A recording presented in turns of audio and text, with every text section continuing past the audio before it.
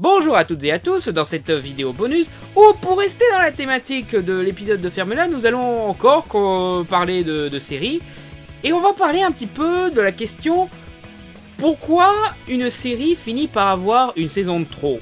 Voilà, parce que il y a beaucoup, comme je l'ai expliqué dans cet épisode, il y a beaucoup de séries qui malheureusement se retrouvent piégées par le syndrome de la saison de trop, et Prison Break est hélas pas la seule. Et du coup, on peut se demander...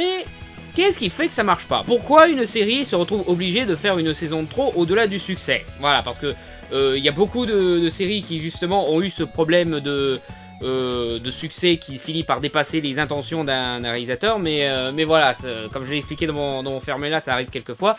Mais il y a d'autres paramètres qui peuvent rentrer, et l'un de ces paramètres, c'est les cliffhangers de fin de saison. C'est un truc qui est très récurrent dans pas mal de séries. En fait, les cliffhangers, ça existe depuis l'existence des séries. Voilà, c'est limite une tradition. Et en soi, foutre des cliffhangers, c'est pas forcément un mal. Le problème, c'est que pas mal de séries l'utilisent juste pour être sûr d'avoir du boulot après.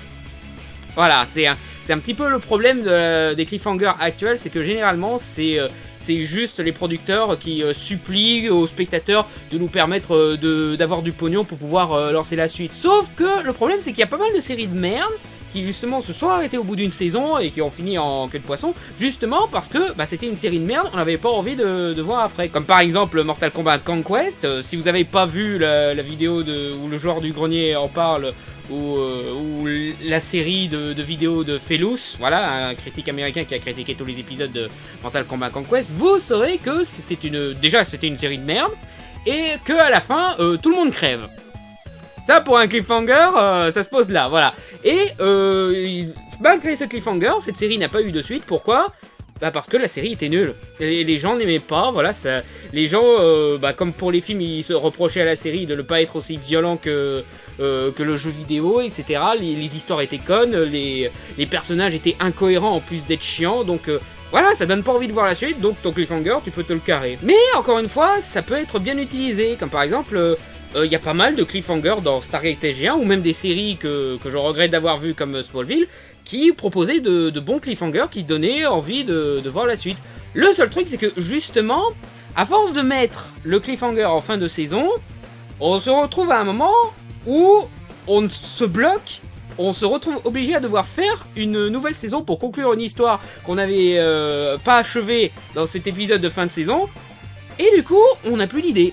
Du coup, on fait de la merde et du coup, la saison de trop arrive bien vite. Bon, Stargate n'a pas eu trop ce problème parce que pendant les 8 premières saisons, ils ont réussi à bien gérer. D'ailleurs, la 8e saison, ça se finissait pas sur un cliffhanger. Voilà, ils n'avaient pas d'autre idée de suite, etc. Donc ils se sont dit, bon, autant s'arrêter là. Bah justement, ils se sont arrêtés là. Ils ont fait une fin qui conclut tout ce que la série avait laissé en suspens. Mais le succès était un petit peu trop gros, ils ont été obligés de faire 2 autres saisons. Et la 10e saison, sans se finir en cliffhanger, laisse beaucoup de choses en suspens. Et cela dit, voilà, t'as quand même une sorte de fin un petit peu satisfaisante, parce que voilà, c'était pas un cliffhanger déjà, et voilà, le dernier épisode était un très bon épisode, malgré le fait que c'était dans une saison de trop.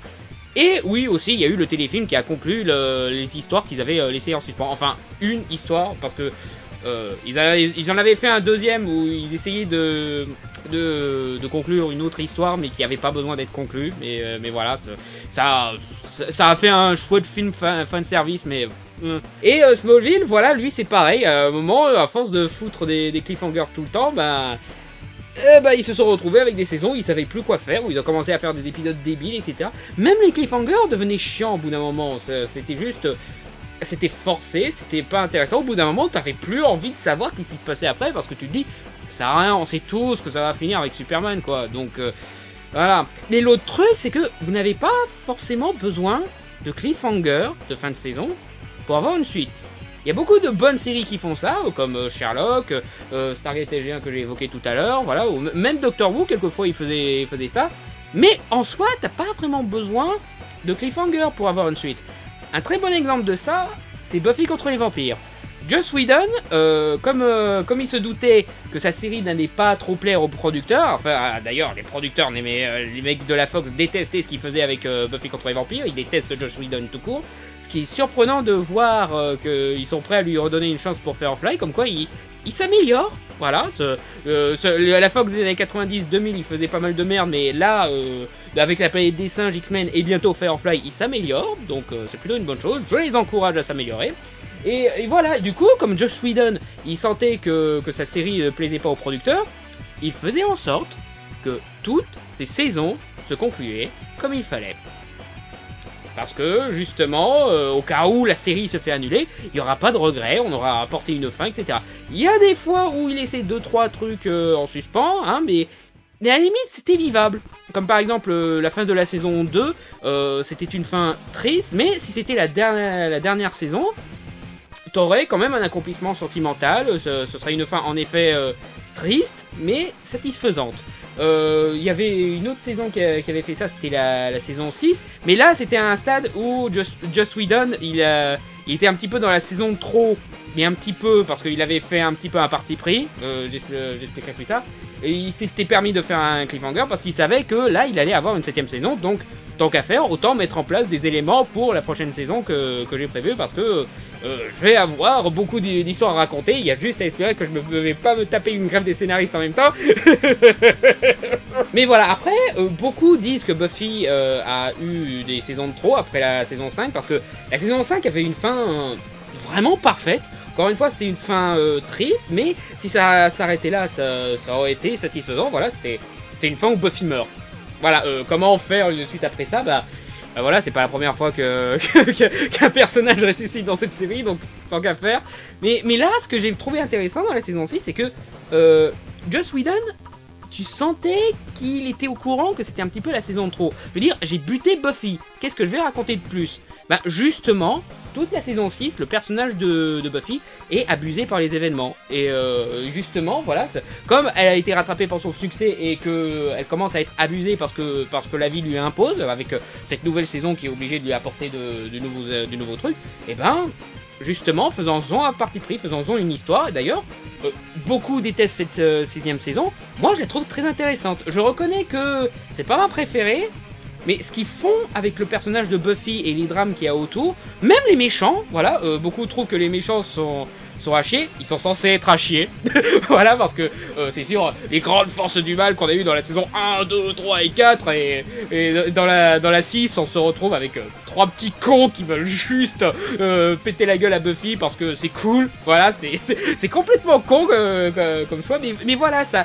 Tu vois derrière qu'il y a une sorte de critique de cette saison de trop. Le problème, c'est qu'il n'y a pas beaucoup de séries qui sont aussi malins qu'un Joss Whedon. Mais l'autre problème des saisons de trop, c'est que bah, c'est un peu le problème de la plupart des séries, c'est ces séries qui inventent leurs histoires au fur et à mesure. Il y en a qui arrivent à s'en sortir, comme par exemple Lost. Je sais que ce que je vais dire n'est pas un avis populaire, mais Lost, ils ont réussi à bien remplir leurs 6 saisons et à faire une bonne histoire qui se tient. Il n'y a pas de truc en trop ou quoi que ce soit. Ils abusent même pas du fanservice. Même quand ils font revenir des acteurs, ils arrivent à trouver une justification qui n'est pas trop fanservice et qui apporte un retournement intéressant. Et surtout, voilà, ça a mené à une conclusion qui était à la fois logique et émotionnellement satisfaisante. En tout cas pour moi, parce que beaucoup détestent le final de Lost, mais voilà. Mais le truc, le problème avec ces séries qui, au tout début, ne savent pas du tout où ils vont et qui se contentent de laisser les histoires se guider elles-mêmes, c'est que justement, ils ont pas de vision et du coup, ils savent pas quand s'arrêter, parce qu'ils n'ont pas d'idée de où est-ce qu'ils vont avec cette histoire, à quel final ils veulent aller. Je veux dire, Game of Thrones, par exemple, eux, ils savent où ils vont aller. Ils ont toutes leurs histoires, etc. George R. Martin, il a son histoire. Les mecs qui font la série de leur côté, ils ont une autre fin de prévue pour éviter de faire perdre du pognon à George R. Martin. Mais voilà, eux, ils savent où ils vont. Et là, si vous regardez bien la saison 6, vous commencez à voir tous ces éléments qui commencent à se réunir pour apporter le final qu'on aura probablement dans les 2 dernières saisons qui sortiront bien après ça. Voilà. Donc là, c'est bien fait parce que justement, un truc qu'on devrait faire plus souvent dans les séries dans le genre, savoir où s'arrêter. Savoir quelle histoire on veut raconter, combien d'épisodes il nous faudra, etc. Et c'est un truc tellement simple que même moi, je le fais. Parce que moi, comme vous le savez, j'aimerais devenir réalisateur. J'ai pas mal de projets comme Children's Soul, dont j'avais parlé dans une vidéo sur mon compte personnel. Voilà, un projet de dessin animé que j'ai depuis l'adolescence, voilà, bah moi je sais où je veux m'arrêter, je sais combien d'épisodes je voudrais à peu près, je sais quelles histoires je voudrais raconter dans telle saison, du coup pour faire en sorte que chaque saison ait son rôle, chaque saison ait son identité, pour que tout amène à un final qui conclut tout. Voilà, et si un con comme moi arrive à le faire, je vois pas pourquoi des scénaristes professionnels qui ont fait ça toute leur vie n'y arrivent pas. Donc voilà les quelques solutions pour éviter les saisons de trop. Évitez de trop compter sur les cliffhangers de fin de saison. Si vous avez une histoire, faites en sorte qu'elle se termine dans la fin de la saison, voilà, comme le font pas mal de bonnes séries comme Daredevil, voilà. S'il n'y aurait pas eu de saison 2 à Daredevil, ça aurait été largement suffisant parce que c'était une très bonne série en soi, même si c'était court. Et ayez une vision.